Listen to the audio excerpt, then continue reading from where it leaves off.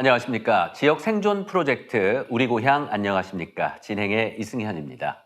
인구 소멸 문제가 이제 더 이상 지역만의 문제가 아니라 전국적인 이슈로 확대되고 있습니다.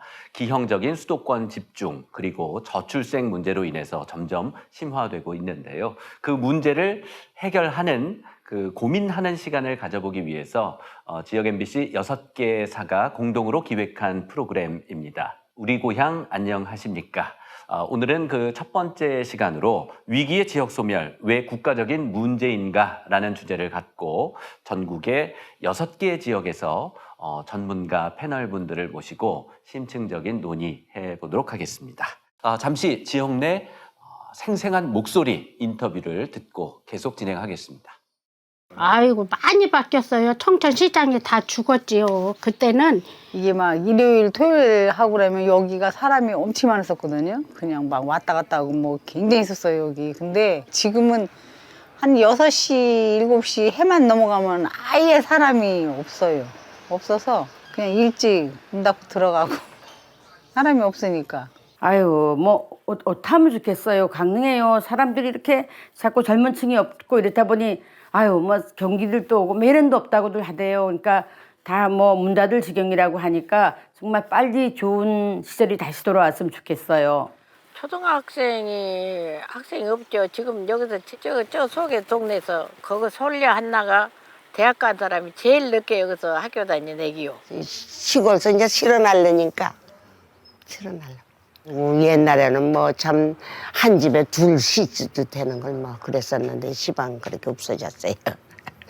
원룸 사업을 계속 하려면은 학생 수가 많아야 되는데 학생이 뭐 자꾸 들어가지고 또 풀옵션을 해줘도 안 들어와요.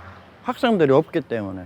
그래 앞으로 먹고 살기가 좀 힘들어요. 이제 앞으로 어떻게 할지 막막합니다. 많이 줄였지요. 옛날에는 10분 내지 15분에 차가 한 번씩 목포가 되고 있었는데 지금은 30분 만에 한 번씩 있어요. 그렇게 많이 줄어버렸어요. 그러면 뭐 병원 그리고 볼일 보러 다니실 때 좀 많이 불편하셨겠네요. 그렇죠. 많이 불편하죠. 차가 자주 없으니까. 장날이나 월요일은 그래도 좌석이 차요. 그 나머지에는 거의 빈 차예요. 많이 줄였지요. 그전에 비하면. 차량 대수도 그렇고 운행 횟수도 그렇고. 승객이 이용하는 분이 적어지니까 운행 횟수를 꼭 필요한 시간에만 운행을 하게 되는 거죠. 제가 이제 애를 키우고 있다 보니까 거기서 체감을 많이 하고 있어요. 뭐 병원 아니면 학원만 해도 이 지역보다는 가깝게는 세동 신도시, 더 크게는 대전까지 나가는 상황들이 발생을 하고 있고요. 그러다 보니까 이 동네에서 끝까지 아이를 잘 키울 수 있을까 하는 걱정은 계속적으로 되고 있어요. 제가 이제 사업적으로 조금 더 발전해 나가고 키워나가고 싶은데 지방에서의 이런 한계점을 요즘에 체감하는 편이거든요. 그래서 계속 이런 식으로 가다가는 저의 업종이 과연 발전 가능성이 있을까 그런 것들이 계속 고민되는 지금 시기입니다. 농촌에 진짜 뭔가 획기적으로 뭐 큰 사업체가 들어온다든지 개발이 안 되면은 한 80%는 다 노인들만 계시니까 시골 농촌 일도 무지 어려움을 겪고 있고 제가 볼 때는 이런 식으로 하면 거의 몇 단위 인구들은 뭐 소멸된다고 봐야죠. 조만간에 몇 년 안 가서 심각한 문제가 좀 있죠. 네, 지역 생존 프로젝트 우리 고향 안녕하십니까. 12부작 가운데 일부 함께 하고 계십니다. 지역의 생생한 목소리 듣고 왔는데요. 정말 뭐 편치 않은 무거운 말씀들이었습니다. 이걸 하나하나 풀어가기 위해서 학계와 행정 그리고 시민 활동가 분들께서 이렇게 중지를 모으고 있습니다. 인구 감소 지역 시장군수 구청장 협의회 회장 괴산군 송인헌 군수님 이 자리에 나와 계십니다. 안녕하십니까? 네, 안녕하십니까. 충청북도 자연특별시 11개 읍면이 다 정원인 괴산군수 송인헌입니다. 우리 군의 특산물 좀 하나 소개드릴까요? 그럼요. 고추와 대학 찰옥소스, 절임 배추가 유명한 고장입니다. 많이 애용해 주시기 바랍니다. 네, 자연특별시 괴산군 송인헌 군수님이셨고요. 자, 전남대학교 경제학과 이찬영 교수님께서도 오셨습니다. 어서 오십시오. 안녕하세요. 빛거울 광주에서 온 전남대학교 경제학부 이찬영 교수입니다. 대학 캠퍼스에서 젊은 청년들과 함께 지역의 미래를 설계하며 꿈꾸고 있습니다. 반갑습니다. 네, 반갑습니다. 자, 강원 평화경제연구소 나철성 소장님 오셨습니다. 어서 오십시오. 예, 산 넘어 강 건너 왔습니다. 강원특별자치도가 출범한 지 1년을 맞이하고 있는데요. 이번 국회가 개원하게 되면 3차 개정안을 준비하고 있습니다. 강원 지역을 대표해서 지역의 문제 또 해결 방안을 함께 마련해보고 싶습니다. 반갑습니다. 반갑습니다. 강원특별시에서 오셨고요. 자, 다음은 전남연구원 경제산업연구실 오병기 실장님이십니다. 네, 안녕하세요. 전국에서 가장 많은 인구 감소 지역 16개 군을 보유하고 있는 전남 지역인데요. 최근에 이제 특별자치도도 추진하고 있고 지역민의 삶의 질을 어떻게 하면 좀 올려서 이 인구 위기를 극복해 볼까 이렇게 고민하고 있는 오병기입니다. 반갑습니다. 네, 반갑습니다. 자, 다음은 사회적 협동조합 혁신청 김영진 이사장님이십니다. 어서 오십시오. 네, 안녕하세요. 빵의 도시 대전에서 왔고요. 청년 문제나 이제 기후 위기 같이 꼭 필요한 해결이 필요한 문제지만 사람들이 실제로는 실천하기 좀 어려워하는 그런 문제들을 좀 해결하고 있습니다. 반갑습니다. 네, 반갑습니다. 자, 제주도에서 오셨습니다. 제주도시재생센터 홍명환 센터장님이십니다. 예, 반갑습니다. 산 넘어 오셨다고 그러는데 저는 바다 건너서 왔습니다. 네. 제주 도시재생센터 홍명환입니다. 좀 이 지방의 중소도시의 어떤 그 위기, 인구 감소 뭐 이런 문제 중심으로 해서 고민하고 있습니다. 오늘 좋은 시간 되었으면 합니다. 네, 우리가 인구 감소 문제, 저출생 문제, 뭐 시한폭탄처럼 이렇게 좀 크게 이야기하고 있긴 하지만 사실 현실을 받아들이고 우리가 어떻게 잘 살 수 있을까, 각 지역에서 고루 잘 살 수 있을까, 어떻게 하면 더 행복할 수 있을까 이런 고민들을 하는 시간이면 좋겠는데요.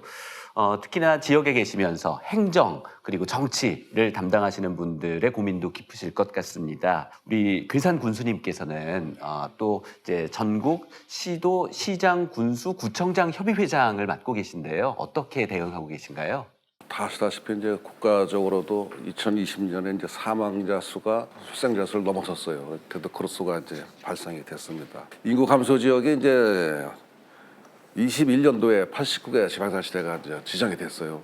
그 중에서 저도 이제 하나 들어가는데 작년에는 이제 대통령 직속 지방시도위원회가 이제 하나 이제 개설이 됐고 또 국회도 인구 위기 특별위원회가 이제 구성되기도 했습니다. 그래서 이제 이에 대해서 이제 적극적으로다가 우리 89개 지방자치단체에서도 대응을 하지만은 그래도 인구 감소에 대한 것은 저들이 많이 아이디어도 발굴하고 무슨 정책도 발굴해서 중앙에다 많이 전달을 해서 또 수용된 것도 있습니다. 뒤에 가서 차후에 또 말씀드리도록 하겠습니다. 자, 우리 지역 소멸 문제 이게 경제적인 문제와 뭐 때려야 뗄 수 없는 문제일 텐데요. 경제적인 분야에서 한번 말씀을 해주시면 좋을 것 같은데요. 이찬영 교수님, 지역 간의 편차도 굉장히 크잖아요. 일단 인구 문제를 말씀해 주셨는데 보통 수도권이 저희 면적으로 하면 한 11, 2% 되는 것 같습니다. 근데 인구가 지금 50%를 넘고 있고요. 제가 그 전 세계를 한번 비교해 보니까 그 다음으로는 한 도쿄 지역인데 동경이 한 30% 중반대. 그러니까 우리나라가 굉장히 이례적인 거죠. 근데 이제 경제적인 측면을 보면은 그 GRDP 기준 어떤 생산 소비 어떤 기준점인데요. 2015년에 이미 수도권이 50%를 넘었고요.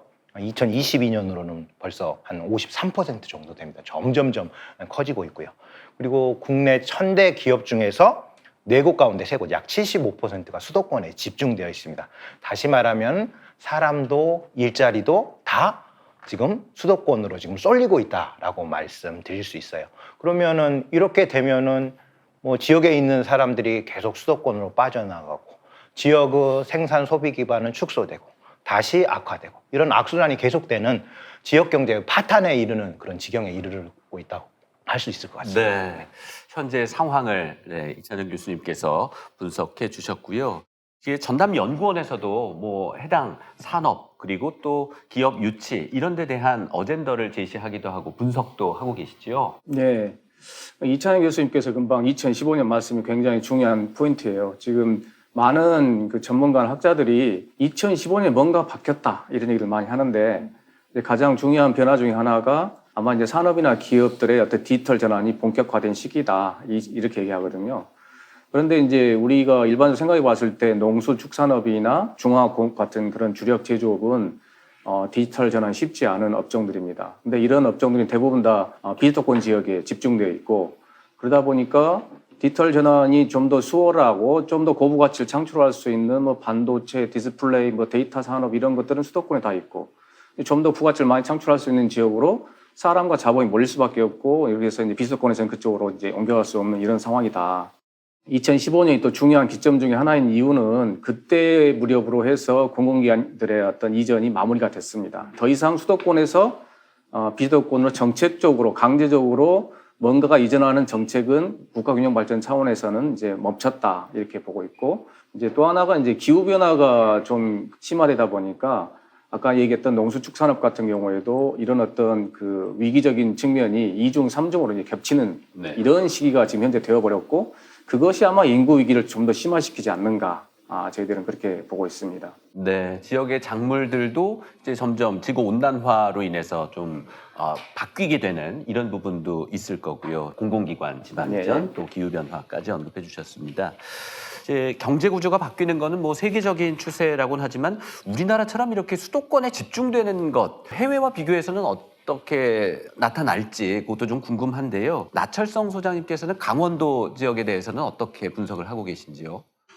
앞서 두 분께서 말씀을 해주셨지만은 아무튼 도시라고 하는 거는 하나의 생명체이기 때문에 뭐 쇠퇴가 있을 수 있고 소멸이 있을 수 있지만은 그 중에서도 매우 독특한 세계적인 양상을 나타내고 있다고 좀 보여집니다. 아무튼 OECD 가입 국가 중에서 가장 인구의 집중도가 높게 나온 게 지금 수도권 아닙니까? 2020년을 경과하면서 국토의 88%를 차지하고 있는 비수도권에 비해서 불과 12%인 현재 수도권이 인구의 절반을 넘어섰고, 강원도 인구가 지금 150만 명 정도 되는데요.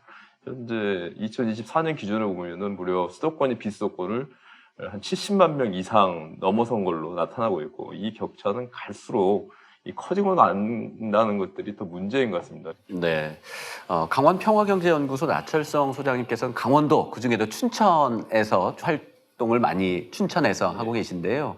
춘천 이제 교통 편해지면서 이제 뭐 지하철도 생기고요, 고속도로도 뚫리고 이렇게 되면서 최근의 변화를 간단히 좀 말씀해 주신다면요. 인구나 경제적인 부분 처음에 그렇게 교통이 좋아질 때는 기대도 많았을 텐데요. 지금 현실은 어떤지 궁금합니다.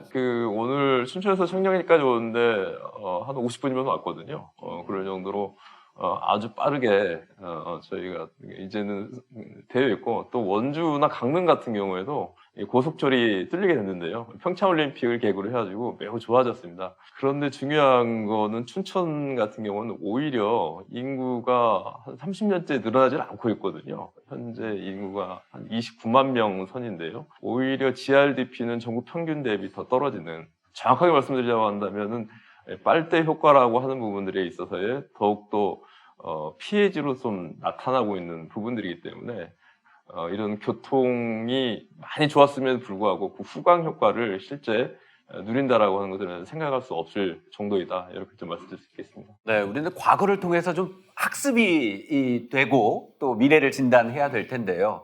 이렇게 교통이 좋아지는 것, 양면성이 있다는 점, 이 부분 또 우리가 GRDP 지역 내 총생산이 오히려 줄었다라는 것은 좀 이례적이고 충격적이기까지 하네요. 또 빨대 효과가 이제 교통이 편해지면서 오히려 그런 가속화한다는 그런 말씀도 해주셨는데요. 대전 지역은 어떨까요? 뭐 지금 많이 가까워졌고 또 지금 첨단 산업 혹은 연구, 과학 이런 쪽으로 특화돼 있잖아요. 빵의 도시라고 표현을 해주시긴 했지만요.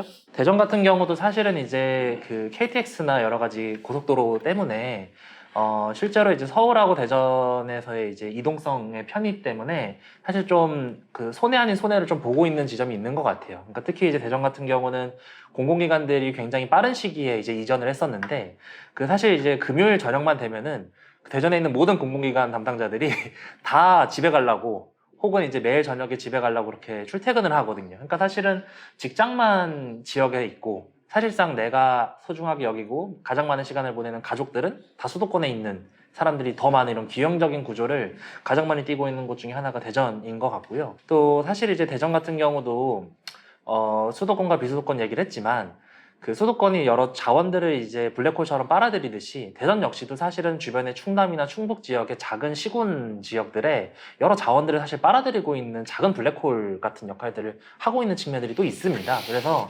그 지역 소멸들을 이야기를 할 때 수도권과 비수도권이라는 큰 카테고리로도 논의하는 것도 중요하지만 지역에 있는 거점 도시들과 또 그 거점 도시들 주변에 연결되어 있는 작은 시군들의 또 차이들도 사실 집중적으로 조명을 해야 되는데 좀 아직까지도 이제 거시적인 차원에서만 좀 얘기하는 그런 좀 한계들도 있는 것 같습니다. 그래서 이런 코너들을 통해 가지고 좀 국가 전체적인 차원에서의 지역 소멸도 얘기를 해야 되겠지만 각 시군 단위 그리고 거점 도시가 겪고 있는 여러 가지 문제들에 대해서 좀 더 세분화해 가지고 집중적으로 좀 대안들을 마련하면 좋겠고요. 이런 지역 거점 도시들 같은 경우는 항상 원도심 문제들이 있거든요.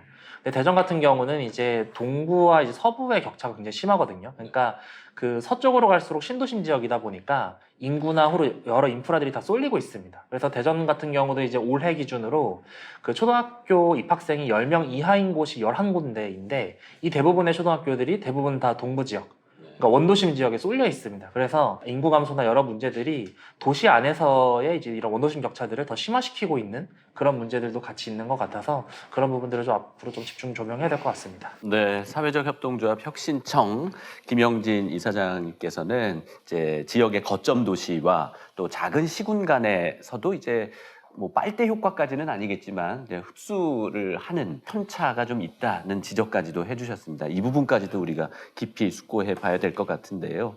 수도권 공화국이라는 말이 이제는 뭐 과장으로 들리지를 않고요. 그 제주의 경우는 어떨까 싶습니다. 제주 특별자치도 뭐 선포를 하고 많은 뭐 관광객들이 이제 이동을 하고 있고요. 또 한 달 살기 또 많이들 하고 있어서 물론 주민등록을 옮기는 건 아니지만 많은 유동 인구가 있는데요. 제주의 상황은 어떤가요? 지역의 특색에 맞게끔 발전 방향을 좀 찾아는 그런 제주특별자치도가 출범한 이후에 저비용 항공 시대가 이제 2015년 전후로 열리면서 제주도에 대한 접근성이 상당히 이제 개선이 이루어지게 됩니다. 각종 지역 개발 호재들하고 맞물리면서 제주 인구가 전체적으로 55만 정도였는데 7, 8년 사이에 인구가 68만 거의 70만까지 4분의 1이 증가하는 이런 현상들이 이제 발생을 이제 했었습니다. 그러다 보니까 이제 주거 비용이 이제 서울 다음으로 주거 비용이 높아지고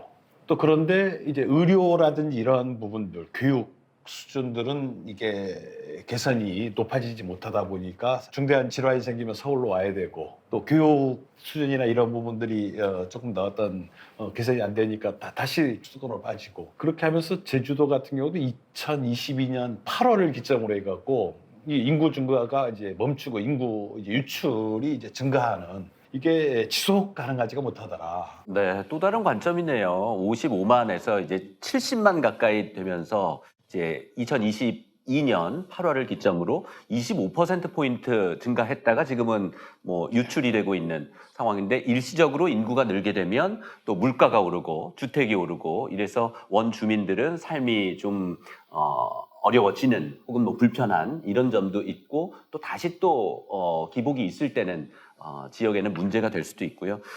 저출산으로 이렇게 인구는 줄고 있고 수도권으로 몰리고 있는 상황인데요.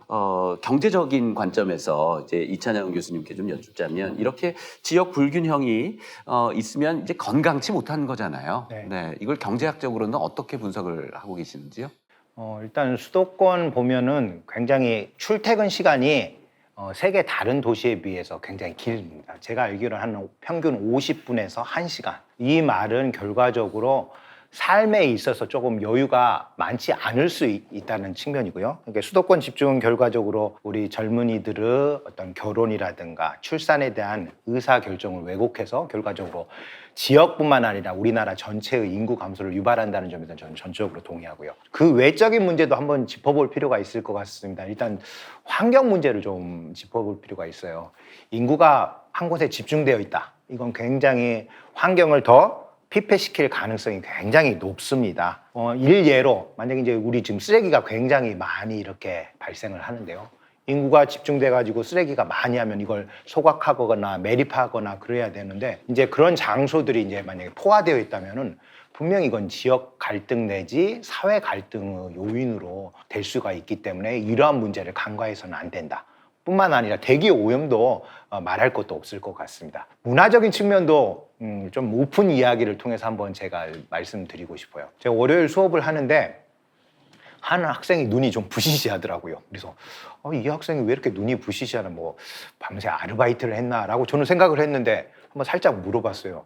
너 왜 주말에 뭐 했어? 딱 했더니 주말에 서울 갔다 왔다는 거예요. 서울에 무슨 일로 했더니 조금 놀다 왔다라는 거예요. 그래서 제가 그 말을 듣고 얼마나 나름대로 그 광주 하면은 문화예술 그런 고향이라고 수도라고 하는데, 아니 이 젊은이들이 또 내가 생각하는 것과는 다른 또 생각을 하고 있구나. 그래서 이 문화적 격차로 인해서 발생하는 어떤 지역 소외 또 지역 간의 갈등도 큰 문제라고 이렇게 생각이 듭니다. 전남대학교 학생들의 그 고교 그 출신은 어떻습니까? 서울 수도권에서도 유입이 많이 돼 있나요? 그 구성을 보면요. 일단 그 대학 입학 자체는 예전에 비해서 굉장히 연고 지역이 굉장히 넓어졌습니다. 뭐 수도권에서도 오는 친구들도 많고요. 또 어떤 광주 전남 지역을 제외한 타 어떤 지역에서도 오는 친구들도 많습니다. 그런데 이제 대학은 여기서 다니지만은 또 대학 이후 일자리를 할 때는 이 광주 전남 지역에 이렇게 잔류하거나 그곳에서 일자리를 찾기보다는 다시 어떤 원래 어떤 고등학교를 다녔던 지역이라든가 또 대부분 또 이렇게 수도권으로 한 번 더 이렇게 진출하는 그런 양상을 보이고 있는 것 같습니다. 네. 그렇다면 뭐 월요일에 그렇게 서울에 쇼핑 다녀온 학생으로 인해서 그렇게 충격받으실 만한 건 아니실 것 같은데, 네, 조금 일찍 귀가하도록 일요일에, 네, 뭐 그렇게 좀 지도를 하시면 되지 않을까 싶습니다. 네, 환경 문제까지 이렇게 언급을 해주셨고요. 그리고 전남연구원에서도 이제 지역 불균형, 사회적 비용 이런 연구들 많이 하실 텐데요. 전남 지역에서는 어떻게 분석을 하고 계신가요? 예, 그 전남 지역은 뭐 우리가 일반적으로 알고 있는 것처럼 농도라고 많이들 얘기하십니다만은 사실은 뭐 철강, 석유화학, 조선산업 같은 중화학공업도 이제 굉장히 중요한 경제 한 축을 이제 차지하고 있는 지역이기도 하고요. 그 지역 간의 불균형이 발생함으로 인해서 이제 인구가 유출되고 하는 여러 가지 문제들을 놓고 봤을 때 이건 제가 볼 때는 지불하지 않아도 되는 사회적인 기회비용이 발생한다 이렇게 생각을 합니다. 전남 지역에서 나고 자란 우리 청년들, 청소년들이 교육을 받기 위해서 나중에 취직을 하기 위해서 뭐 가까운 데는 광주, 멀 데는 이제 수도권. 요즘에 이제 대부분 다 수도권으로 가죠. 이렇게 가다 보면은 본인들이 자기가 나고 자란 지역에서 자기 학교를 또 대학교를 가고 또 직업을 찾고 결혼을 하고 이러면은 수도권에서 집도 못 사고 이러는 상황에 처하는 거에 비해서는 훨씬 더 삶의 질이 높을 수가 있는 거죠. 이런 것들을 포기하고 결국은 다시 수도권으로 갈 수밖에 없는 사회적 기회비용이 있는데, 그럼 도대체 일자리 측면에서는 우리가 얼마나 사회적인 기회비용이 발생하는가 제가 대충만 좀 추산해 보면요. 2022년 기준으로 우리나라 GRDP, 전국의 GDP를 다 이제 GRDP 합산하면 GDP인데요. 2,166조 원이거든요. 수도권과 비수도권 비중이 대략 수도권이 50% 좀 넘어갑니다. 그래서 수도권이 1,000조 원이 넘는 이제 부가치를 창출하고 있고, 나머지 이제 비수도권 지역에서 이제 그보다 좀 더 못한 부가치를 창출하고 있어요. 2000년대에 한 22년 정도 되는 데이터를 놓고 봤을 때 수도권 지역과 비수도권 지역 경제 성장률 격차가 1%포인트 이상 계속 벌어지고 있었습니다. 20년이 넘도록. 1%포인트면은 2,166조 원 중에서 21조 원이 넘죠. 그럼 우리가 10억 원당 제조업이 굉장히 좋은 일자리 같으면 10억 원당 일자리 하나가 생긴다고 얘기를 해요. 그러면은 이 차이가 어떻게 생기느냐 하면은 1%포인트라 그러면은 10만 명이 넘는 일자리가 수도권엔 더 생기고 비수도권은 덜 생긴다는 얘기가 되는 거죠. 뭐 전남 지역 같은 경우는 이제 91조 원이거든요. 2022년 GRDP가. 그러면 여기서는 이제 전남 지역은 수도권보다 2%포인트 이상 차이가 납니다. 2만 명 정도를 더 일자리를 생길 수 있는 거를 우리가 더 창출 못했다. 이렇게 볼 수 있거든요. 이렇게 이제 지역 간의 불균형, 특히 경제 성장률 격차가 계속 지속되면은 수도권대로 이제 가분수가 되는 거고, 비수도권이 계속 쪼그라들 수밖에 없어서 비수도권 지역 일자리를 그만큼 뭐 10만 명, 20만 명 더 창출을 못 하니까, 그러면 일자리를 찾으려고 하는 인구들은 수도권으로 갈 수밖에 없고, 이게 이제 결정적으로 사회적 그 기회비용을 계속해서 키우는 이 상황이 되는 것 같다. 이 불균형이 저는 그렇게 보고 있습니다. 그렇군요. 일자리 창출, 그냥 일자리가 많으니까 서울 수도권으로 간다 이렇게 했는데 이제 GRDP, 지역 내 총생산으로 이렇게 비교를 해 주셔서 그 숫자를 다 외우시는군요. 예. 그 얼른 와닿지는 않았었는데요. 근데 그걸 외우고 이렇게 역시 전남연구원. 예. 이렇게 그런 데이터를 바탕으로 해서 이런 분석이 이루어지고 그래서 일자리 창출 측면에서 수도권으로 몰릴 수밖에 없는 그런 구조를 지금 현재 가지고 있는 거군요. 그러니까 저는 주변에서 지역에 있는 선배님들이 이제 자녀들이 대학을 수도권으로 가면 100만 원 더 드는 걸로 이렇게 계산하더라고요. 자취비용 50만 원, 생활비 50만 원 해서 그냥 지역에 있으면 집에서 다니면 되는데 그래서 저는 그 경제적인 문제는 이렇게 이해를 하고 있었는데 GRDP로 설명을 이제 깊이 지역 내 총생산 다 합치면 이제 국내 총생산 이렇게 설명을 해주셨습니다. 제주도는 좀 늘 특별하네요. 네, 의료 상황은 어떤가요? 이게 제주도는 어떻게 보면 대한민국의 축소판이라고 저희는 이렇게 생각합니다. 왜냐하면 제주도를 보면은 제주시라고 도심 지역이 있는데 여기가 사실 이제 과반이 넘거든요. 거기에 이제 수도권 같이 좁은 면적의 제주 인구의 절반 이상이 이제 이렇게 계속 모여들고 있습니다. 또 아까 대전에서 말씀하셨는데 우리 이사장님 말씀처럼 그 또 원도심과 구도심 간에 이게 문제가 있는데 제주 인구의 감소하는 지역만 놓고 분석을 해보면은 한 60-70% 이상이 원도심에서 신도심으로 빠지는 거거든요. 왜 빠지냐를 또 분석해 보면은 이제 일자리, 주거, 그 다음에 교육, 의료, 문화. 그래서 이 5가지 일자리와 주거, 교육, 의료, 문화가 아주 중요하다. 우리가 농촌이든 도시든 살아가는 데 있어서 아주 중요하다. 이 원도심에서 공동화가 급격하게 일어난 이유가 아마 이 5가지 이유로 저희들은 이제 내부적으로 이제 분석을 하고 있습니다. 이거를 이제 넓혀서 대한민국으로 놓고 봤을 때 일자리와 주거와 교육과 의료와 문화가 어떻게 되어 있는가 이거를 이제 우리 제주도에서 이제 대한민국으로 넓히면 아마 이게 거의 비슷하지 않은가 하는 저희들 생각이 들거든요. 저희들도 잘 몰랐었는데 제주의 상황이 대한민국 상황하고 비슷한 거 아닌가 이런 느낌이 듭니다. 뭐 교육은 우리가 잘 아시면 대학이 사실 이제 수도권에 쏠림이 돼 있고 지방 대학들이 사실 이게 여건이 좋지 않습니다. 그다음 교육, 의료도 지금 제주 같은 경우 우리 이게 뭐 중증 환자들은 다 서울로 오거든요. 비행기 타고 와서 의료 시설은 점점 더 열악해지고 그래서 교육과 의료 그 다음에 일자리도 이게 만만치가 않습니다. 일자리가 저희들도 이제 하다 보니까 관광 산업 위주로 이렇게 하다 보니까 이게 관광 산업의 특징이 이게 숙박 음식업들이 저임금이거든요. 이러다 보니까 우리가 10년 동안 많은 개발을 하고 이렇게 했는데 이게 저임금이에요. 이게 임금이 그러니까 임금이 높은 수도권으로 젊은 우리 대학생들이 이제 갈 수밖에 없다. 그래서 일자리를 만들더라도 이제 좋은 일자리, 높은 일자리를 하는 게 필요하다. 이런 생각이 들고요. 아까 문화 같은 경우도 상당히 중요한 문제인 것 같습니다. 사실 어떤 문화적 어떤 이응을 누릴 수 있도록 이렇게 돼야 되는데 지역에서 역시 규모의 경제가 있다 보니까 아무래도 뭐 전반적으로 어려운 것 같습니다. 그다음 주거 문제도 요즘 저희들이 이제 실감하는데 주거 비용이 높아서는 안 된다. 우리가 이게 민간에서만 대부분이 주거 문제가 주거 공급이 이루어지다 보니까 주거 비용이 부담이 늘어나니까 결국은 같은 임금이면은 그래도 지역에 남겠는데 지방이 저임금인데 그다음 주거 비용은 높다면은 굳이 지역에 남아있을 이유가 뭐 있겠냐라는 생각이 좀 들더라고요.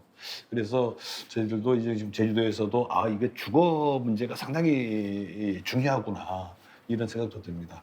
또 일자리도 사실 저희들은 전기가 남아돌아서 태양광 같은 경우도 이제 출력 제한도 하고 그러거든요. 그런데 지금 알리백이라는 이렇게 해서 수도권에 이 반도체 같은 고부가 가치 산업이 지방에는 전기가 남아도는데 가까운 거리에 그런 일자리를 이렇게 해야 되는데 그 전기를 지방에서 수도까지 보내려면 그 발전소 짓는 비용보다 송배전선 건설 비용이 더 많이 드는데 이거는 국가적으로 낭비가 아닌가. 그럴 거면 차라리 수도권에 있는 반도체 공장들을 지역으로 해서 하면은 그 지역에 전기도 뭡니까 신재생 에너지도 바로 공급이 되고 좋을 텐데 왜 수도권만 공급이 되는지 뭐 그 속내만까지는 모르겠으면 저희들이 보기에는 국가의 역할, 조정 역할이 무엇이가 좀 고장난 게 아닌가. 심히 진짜 유감이거든요. 우리 송기현 군수님께서 여러 가지 지금 노력들을 하고 있는데 제가 보기에는 아주 이 나라가 비효율적인 나라다. 수도권은 수도권대로 몰리니까 주거비용이 높아질 수밖에 없고 그러니까 이제 결국은 주거비용 때문에 결국 이 출생 문제라든지 이게 힘들어질 수밖에 없고 그래서 이거는 약간 우리 대한민국이 뭔가 좀 고장난 게 아닌가 이런 부분에서는 좀 우리가 좀 지혜를 모아서 풀어나가야 된다 이런 생각입니다. 네, 제주도시재생센터 홍명환 센터장님께서는 이제 5가지 다 언급을 해주셨습니다. 교육, 의료, 일자리, 문화, 주거까지 정말 뭐 다 중요한 말씀들이었습니다. 그리고 도시재생은 지금 어떻게 좀 성과를 내고 있는 건가요? 원도심과 신도심 분야에서는요, 제주 내에서는요? 제주 같은 경우도 사실은 무슨 인구가 늘고 그러는데 무슨 재생이야. 초기에는 방치라고나 할까요? 아예 뭐 그런 게 관심도 안 뒀는데 이게 90년대 이후 이제 2000년 들면서 신도심은 인구가 급작스럽게 느는데 이게 원도심에서 완전히 공동화 현상이 생기니까 이제 좀 늦었습니다. 제주도도. 그래서 그래도 도시라는 게 포기하고 방치하는 것보다는 재생이 필요하다. 그 다음에 신도시를 만드는 것보다는 기존 도시를 잘 고치고 리모델링하는 게 사회적 비용이 적게 든다라는 게 이해가 좀 되더라고요. 그래서 요즘 같은 경우는 제주도에서도 도시재생에 어떻게 보면 이제 주력을 하고 이제는 더 이상의 신도심 같은 것보다는 기존 도시를 잘 고쳐서 거기에 아까 같은 어떤 기능을 살릴 것인가 5가지 기능이 필수적인 5가지 기능 일자리와 주거와 의료, 교육, 문화 기능들을 살리는 것 이런 걸 보완해 나가는 것 이런 거에 중점을 둬서 지금 도시재생을 해나가고 원도심은 포기하는 것이 아니라 잘 고쳐나가면은 이게 도리어 지속 가능한 도시를 만든다라는 어떤 일단은 지금 초기 단계에서 사실은 그런 메시지를 던지는 그런 측면에서 하고 있고 일정 부분 그 뭡니까 효과도 조금씩 보고 있는 걸로 그렇게 저희들은 평가하고 있습니다. 네, 인구가 늘 때는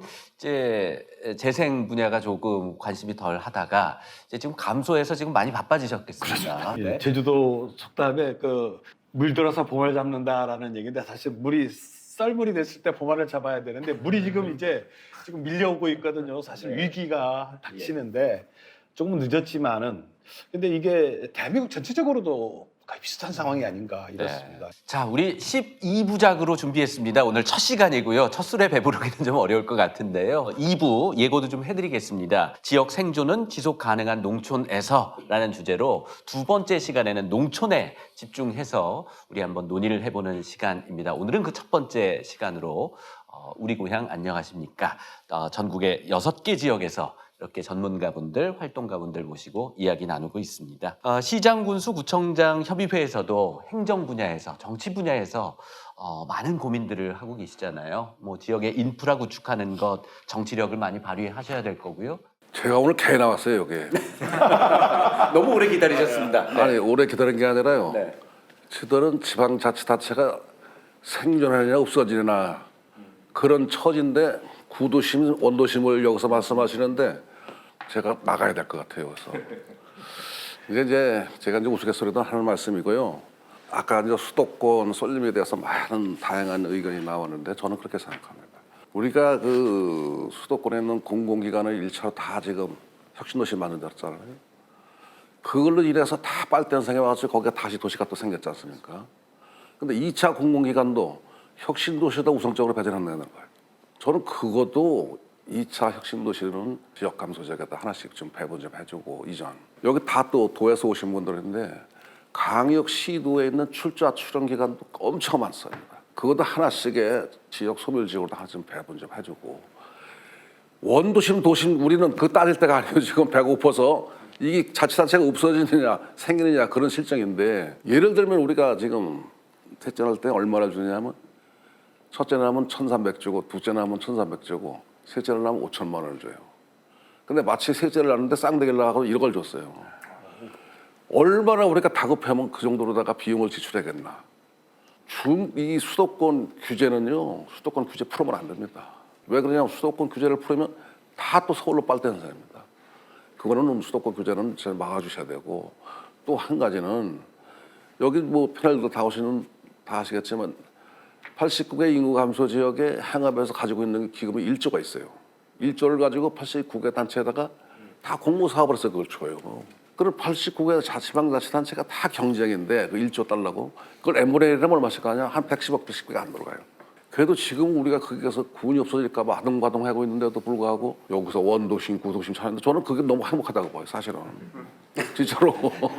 그렇게 했으면 좋겠어요, 사실은. 우리 제 계산권만 제가 여기서 얘기하면 안 되는 게 전국 시장공사협의회라 그래서 전국 걸 이제 우리가 다 꾸져 와서 회의를 하고 있으면 다양한 의견이 나오는데 나중에 가서 집합을 해보면 똑같아요. 의료, 교육, 주거, 일자리 다 그런 거 똑같아요, 사실은. 정치 기반이 없는데 어떻게 인구가 들어오겠어요. 그래서 저는 행안부에다 이 방송을 들은지 안 들은지는 모르겠지만은 인구 감소지에 기금을 1조를 할 게 아니라 적어도 한 3조 정도를 그러다 전출을 시켜서 일개 감소자한테 그때 한 300억씩 들어가야지 뭐를 하든지 해야지. 지금 돈 300억이라 쓸 게 없어요. 물가 올랐죠, 자재 올랐죠. 쓸 게 뭐 있습니까? 그래서 우리 패널님들은 너무 좋은 말씀을 많이 하시는데 한 번쯤은 광역 시도에 있는 출자 추정 기관도 인구 감소 지역에 다 89개 가라는 건 아니에요. 그제 갈 때가 있고 못 때가 갈 때가 있어요. 그렇죠? 그런 데는 한 번쯤 되짚어 봐서 그것도 한 번 좀 검토를 해봐야 되지 않겠나. 이게 큰 틀에서 그렇게 말씀을 드립니다. 이제 자잘하게 89개 지자체에 110억, 뭐 전체 1조 원 이렇게 내릴 게 아니라 이제 3조로 늘리고 통 크게. 네, 저도 이제 건의를 했어요. 그것도. 그래서 한 3조를 기금을 막아서 그러면 n분의 1 하면 그건 300억씩 들어가요. 그러면 이제 거기다가 이제 광역 시도에서 좀 부담하고 주단체에서 부담하고 그러면 큰 거 한 번씩은 해결할 수가 있어요. 그래야지 이거 인구 감소 지역에서 벗어나지. 그렇지 않고서는 실제 이게 어렵습니다. 이게 또 기초단체에서 뭘 한다고 해서 이게 인구가 감소가 금방 늘고 그건 안 되는 거고 정부 부처에서 중앙에서 해결하지 않는 한은 소생길이 없다고 봐요. 네. 우리 지역 생존 프로젝트 우리 고향 안녕하십니까? 라는 제목으로 12부작 6개 지역 MBC가 마련했는데요. 지역 생존 프로젝트 이거 너무 센 거 아닌가? 저는 혼자 그런 생각했는데 괴산 군수님의 말씀 들어보니까 생존 맞네요. 정말 그만큼 치열하고 중요한 절체절명의 그런 마음으로 지금 행정에 임하고 계신 것 같습니다. 나철정 소장님, 그 강원 지역은 사실 가장 민감하게 이런 인구 감소를 맞고 있잖아요. 거기에 대한 타격도 굉장히 크고요. 그 얘들도 중소시군들이 많이 있죠. 우리 송의원 군수님께서 말씀하셨던 절체절명, 생존 이러한 단어들이 더 와닿는다라고 하는 게 뭐냐면 지금 이 지역 소멸이라고 하는 그 단어보다도 정확하게 도시 소멸이라고 하는 게 좀 명명하는 게 맞을 것 같은데요. 우리 지역을 대표하는 지역 중에 태백시가 있습니다. 우리나라 70년대, 80년대 석탄 광업의 중심지였었고 한때는 산업 수도라고 불릴 정도로의 부가가치가 높았던 지역이에요. 개도 10,000원짜리를 물고 다닌다는. 바로 그 지역입니다. 굉장히 부흥했던. 그렇습니다. 그래서 1987년도까지만 하더라도 인구가 12만 8천 명 정도, 13만 명 선을 유지를 했었거든요.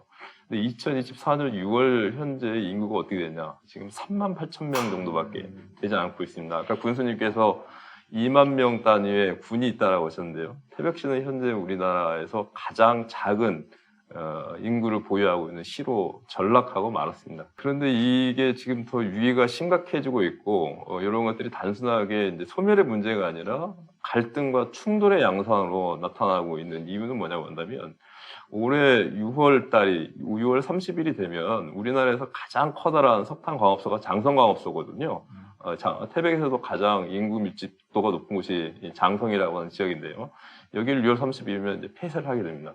이미 1,400명의 노동자들이 일자리를 떠났고 이들이 대부분들이 40대, 50대를 차지하고 있기 때문에 가정 자체가 붕괴된다라고 하는 상황에 놓여 있습니다. 이런 상황에 놓이다 보니까 태백시 같은 경우는 절체절명의 위기에서 현재 예전에 그 조선산업이 위기에 처했을 때 만들었던 고용유기 지역에 대한 지원에 관련된 특별법을 세우지 않았습니까? 그래서 5월 31일 날 정부에 좀 요구하고 있는데요.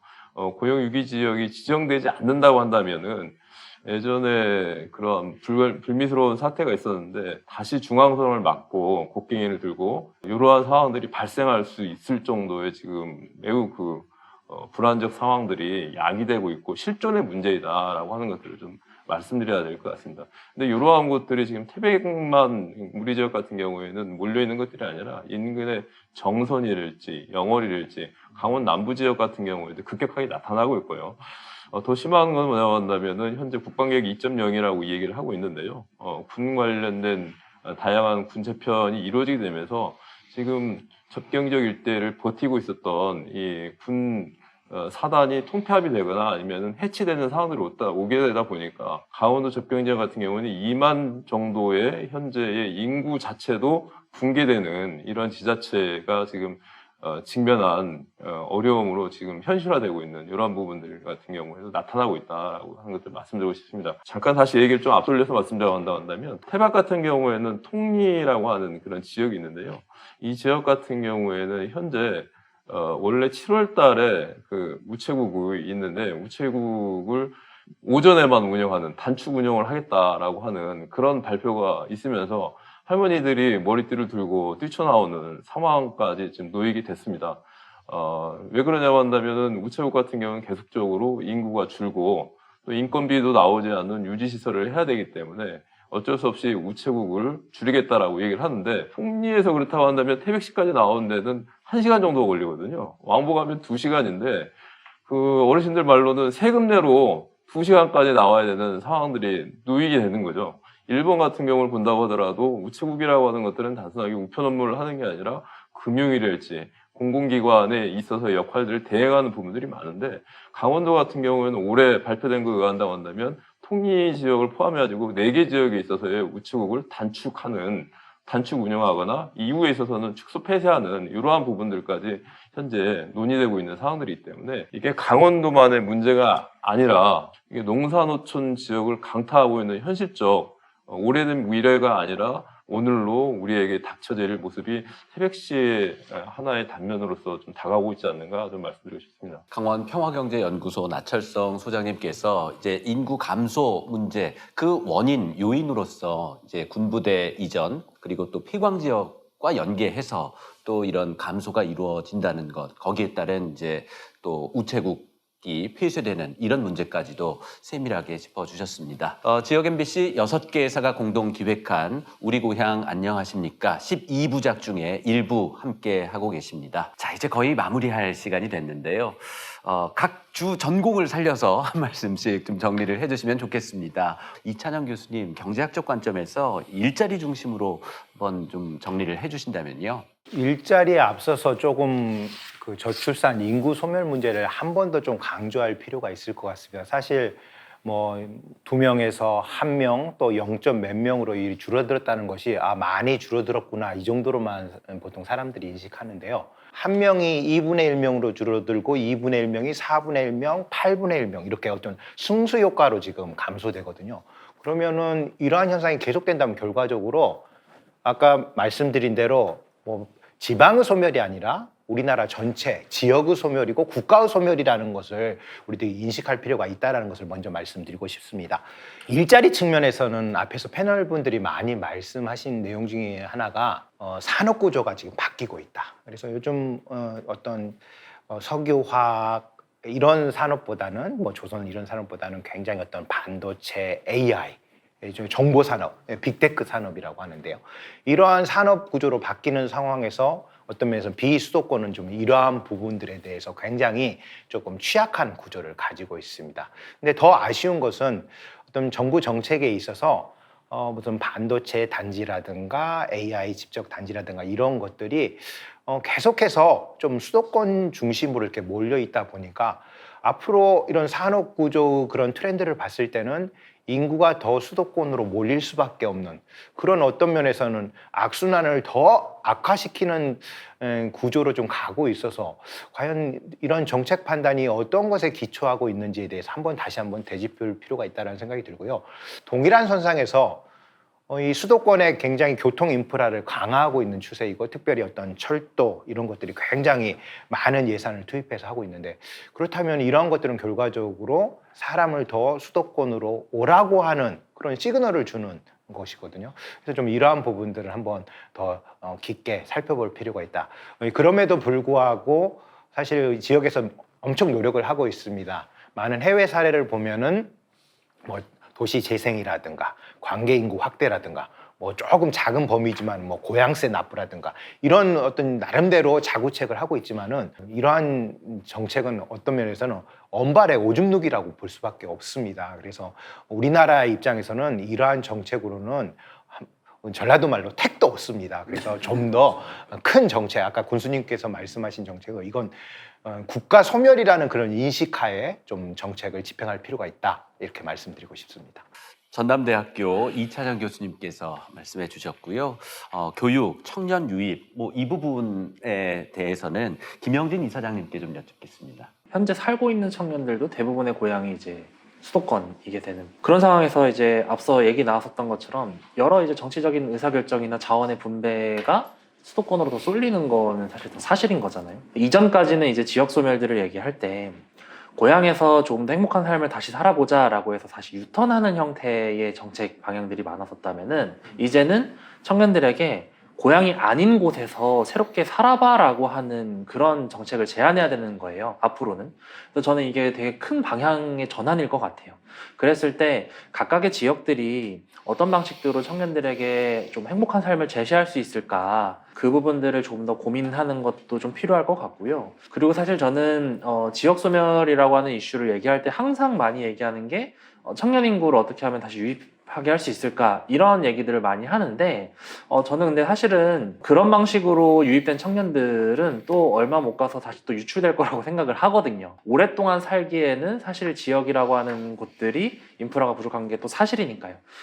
유입하는 것뿐만 아니라 한번 유입된 청년들이 계속 잘 살아가야 되는 방안들도 사실 고민해야 되는 게 필요한 거죠. 일자리에 대한 고민이라든지 뭐 여러 가지 고민들을 많이 하시겠지만 당장에 이제 순수하게 들어오는 인구들만 보지 마시고 기존에 이제 잘 살고 있는 사람들이 더 행복하게 살 수 있는 그런 방안들도 같이 좀 고민을 하면 좋을 것 같습니다. 네, 우리가 행복에 대한 인식, 정의 또 달리 좀 가져야 될 것 같습니다. 우리 성공 방정식은 학교에서는 이제 대기업에 취업을 하고 좋은 대학을 가고 랭킹이 높은 뭐 이렇게 해놓고 다시 지역에서도 한번 살아봐. 근데 그것과는 조금 거리가 있는 것 같은. 그래서 행복한 삶이란 이제 워라밸과 50분씩 출퇴근할 게 아니라 사랑하는 사람들과 같이 오손도손 사는 그런 부분에 대한 것도 좀 논의가 뭐 필요할 것 같네요. 그 사실 좀 미래지향적인 관점으로 고민을 해보면은요, 지역에서 일자리를 그렇게 많이 유치를 하지 않아도 될 수도 있습니다. 그러니까 예를 들어서 코로나 이후로 생각보다 많은 청년들이 집에서 재택근무를 많이 하고 있거든요. 아까 말씀하셨던 것처럼 오랜 시간 동안 출퇴근하면서 굳이 어렵게 살지 않아도 그냥 자연환경이 좋은 곳에서 혹은 교육환경이 좋은 곳에서 살고 있고 일자리는 그냥 수도권에 있는 기업에서 재택근무를 하면 되는 거거든요. 그러니까 그런 방식의 이제 삶의 방식도 있다라는 것들을 많이 유념해가지고 좀 다른 방식의 접근들이 시도되면 좋을 것 같습니다. 네. 제주는 그동안 많은 변화가 있었네요. 인구도 늘어도 받고 줄어도 받고 재생에 대해서도 많은 시도를 하고 있고 또 소기의 성과를 내고 있는데요.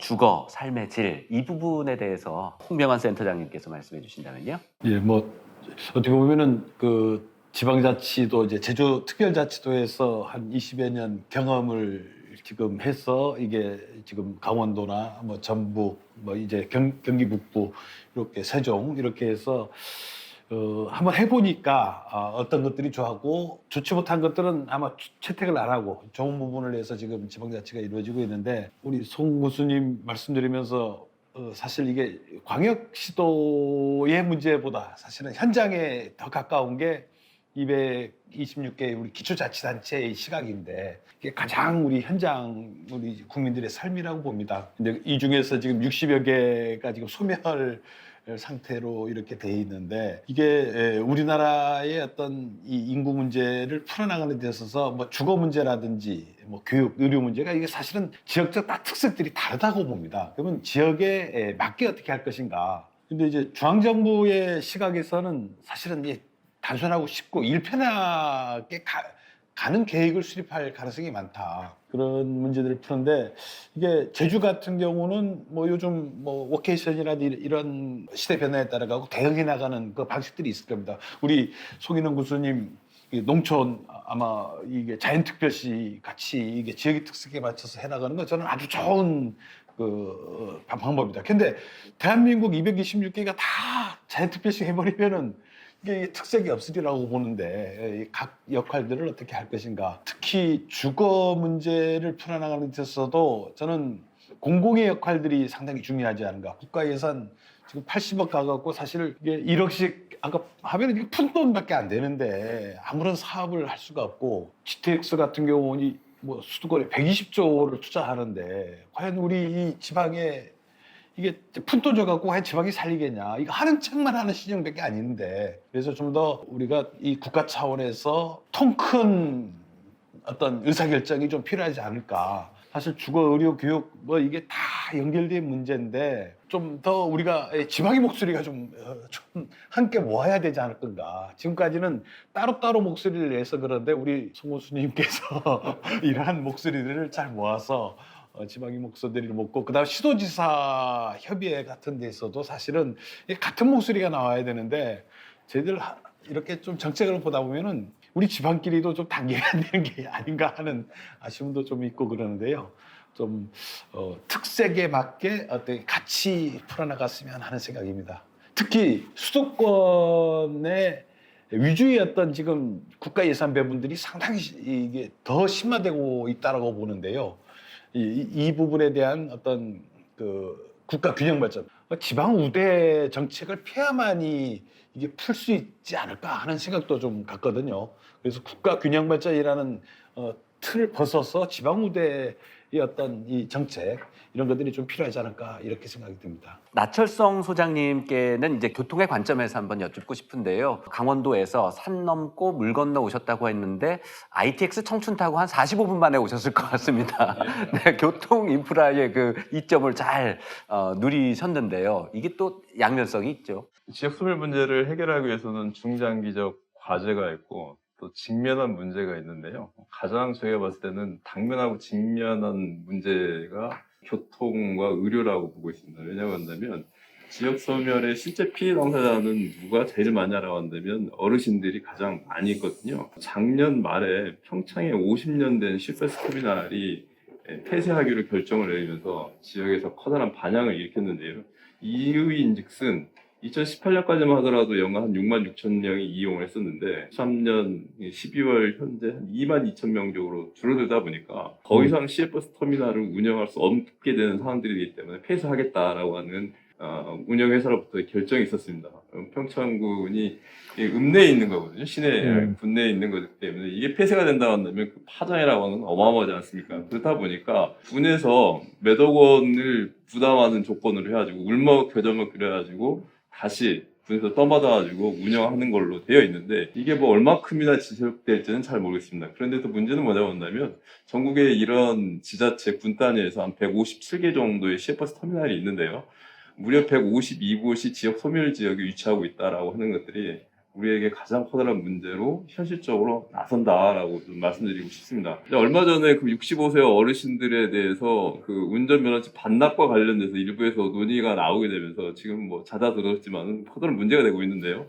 지역 어르신들 같은 경우에는 바로 지금 아파가지고 병원을 가야 되는 상황들인데 이제 지역에 있어서의 버스가 멈추게 되고 2대 들어오는 게 하루에 1대 들어오고 그나마도 보기 어렵고 거기다가 운전면허까지 반납을 하게 된다고 한다면 누가 지역에 존재하게 됐겠는가라고 하는 문제죠. 지금 우리 지역에 가지고 있는 문제 중에 또 하나는 한때 귀농했던 많은 세대들이 다시 귀성하고 있거든. 다시 인근 지역으로 가고 있기 때문에 이 귀촌 인구가 갈수록 줄어들고 있다라고 하는 커다란 문제인데 그 문제 중에 하나가 말씀드렸던 이 교통의 문제 또 의료의 문제가 해소가 되지 않기 때문에 나이가 오히려 들어가면 들어갈수록 더 도심으로 다시 들어갈 수밖에 없는, 역경할 수밖에 없는 사람들이 도래하고 있다는 것들을 말씀드리면서 하나 강조하고 싶은 건 뭐냐면 지역 소멸을 이야기를 하면서 현재 지역 단위 교통 체계에 대해서 어떻게 대안을 내세울 것이라고 하는 것들은 전체 큰 부분 중에서도 거의 그 준비가 되어 있지 않는 것 같습니다.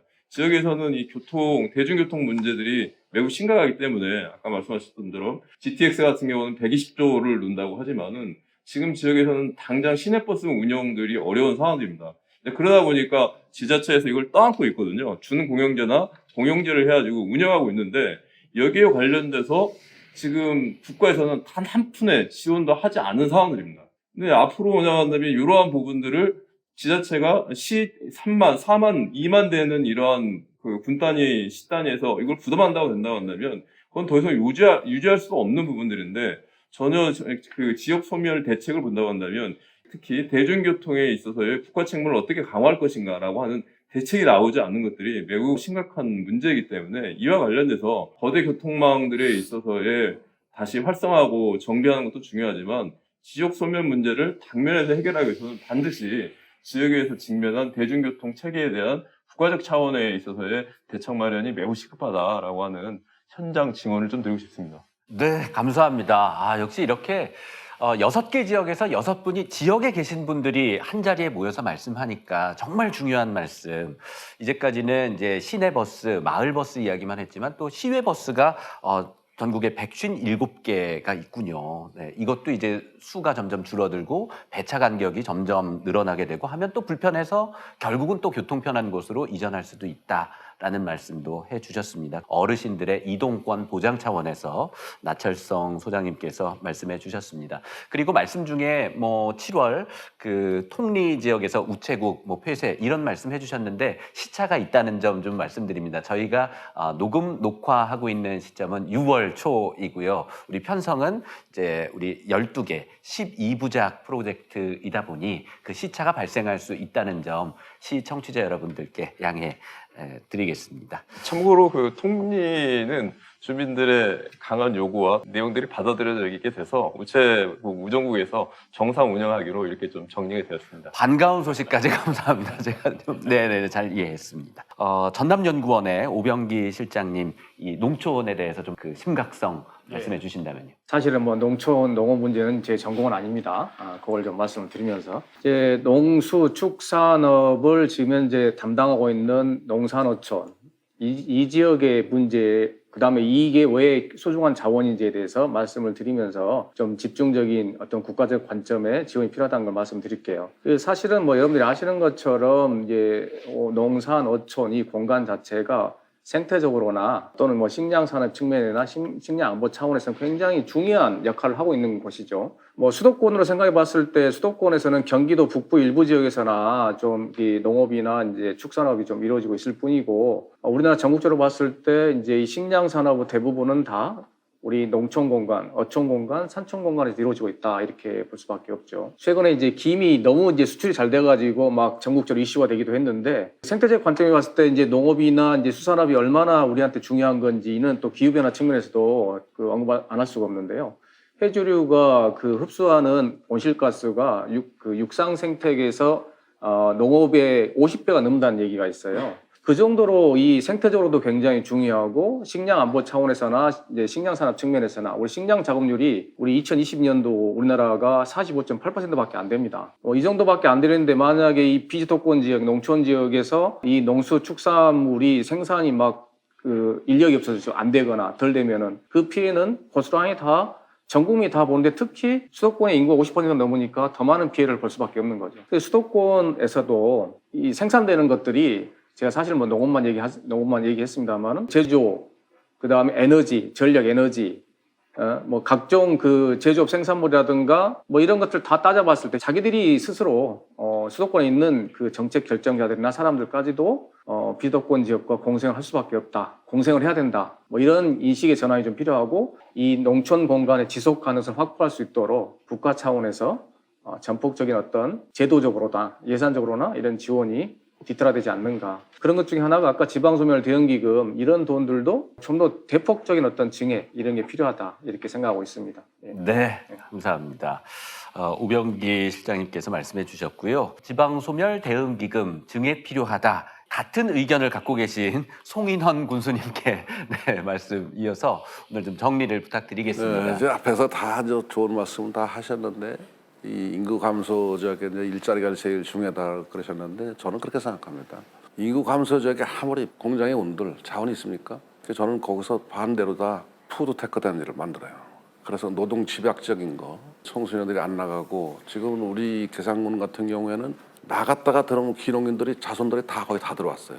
그래서 인구가 지금 거의 뭐 줄지는 않는 편인데 농업은 사실상은 아까 우리 연구원님 말씀하셨지만은 식량 안보 산업이지만 생명 산업이거든요. 농업은 없어지지 않아요.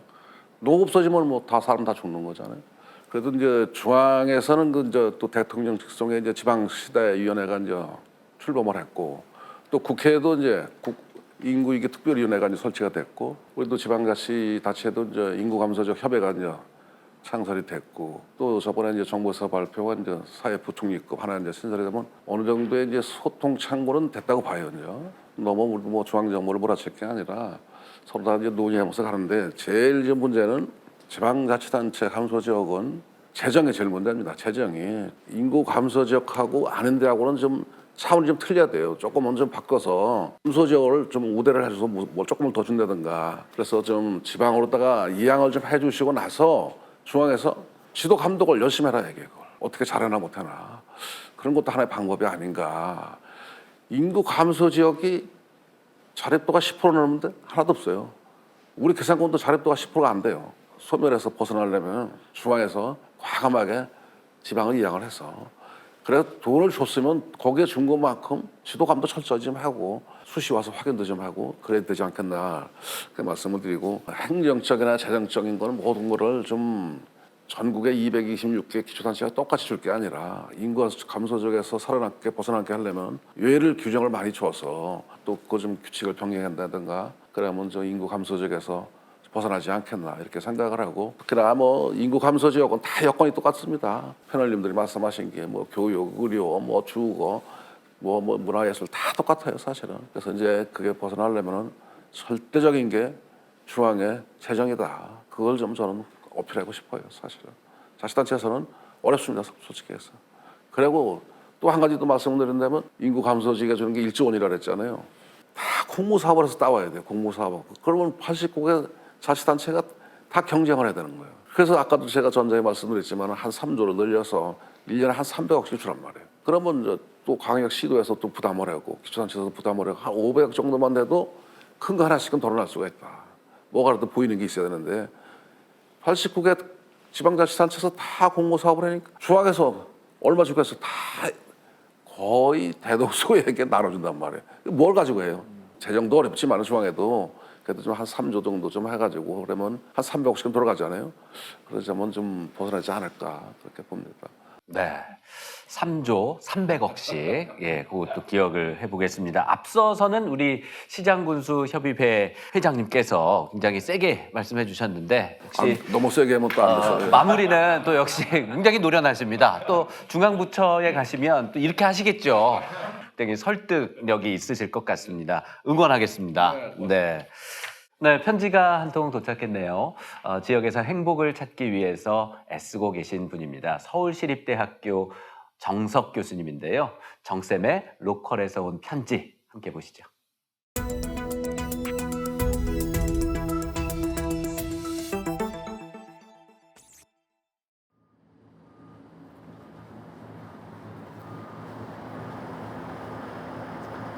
정쌤의 로컬에서 온 편지, 서울시립대학교 정석입니다.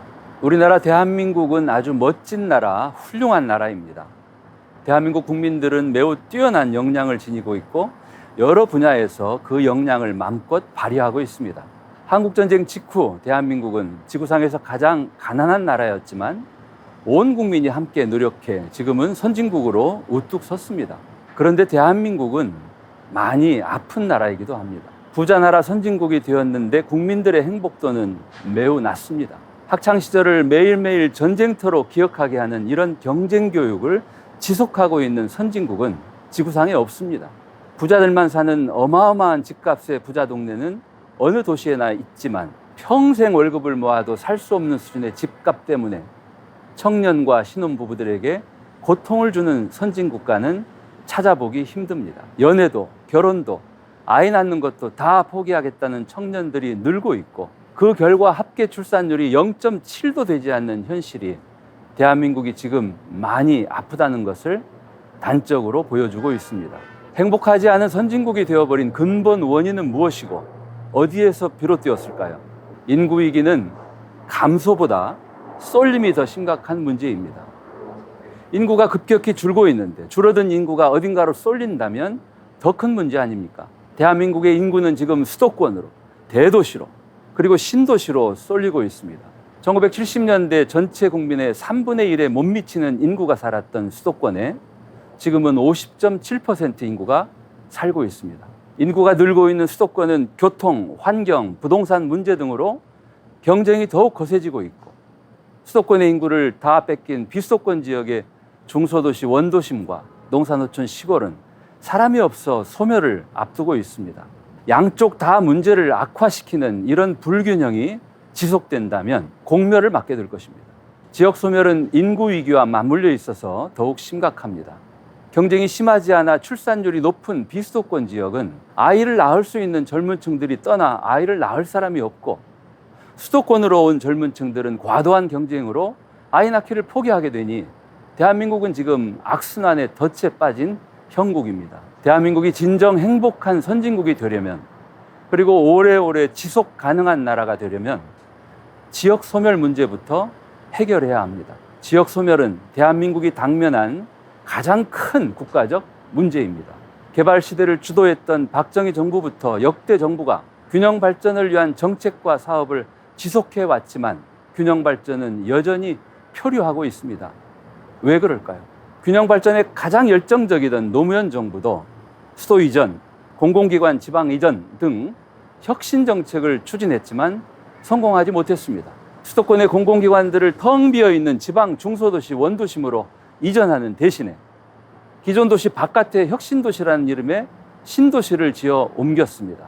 혁신도시 10곳에 기업도시, 세종시, 도청 소재지 이전 신도시까지 노무현 정부 임기 말에 비수도권 지역에는 20개가 넘는 신도시가 동시다발적으로 건설되었습니다. 저는 이것이 결정적 실책이었다고 진단합니다. 신도시들은 채워지고 있지만 안 그래도 힘이 붙이던 인근 원도심과 주변 농산어촌은 신도시를 채우느라 더욱 비어가는 악순환이 계속되고 있습니다. 정책의 방향이 옳아도 그 실현 방법을 신중히 선택하지 않으면 문제를 해결하지 못하고 더욱 악화시키게 됩니다. 문재인 정부도 출범 2년 차인 2018년 초에 국가균형발전 선포식을 가졌지만 그해 말 국토교통부는 수도권 3기 신도시 건설 계획을 발표했습니다. 그 여파였을까요? 이듬해인 2019년 수도권 인구는 처음 과반을 넘기게 됩니다. 어떻게 하면 이 악순환의 고리를 끊고 지역 소멸을 막아낼 수 있을까요? 이 방송을 통해 이 문제를 함께 고민해 봤으면 좋겠습니다.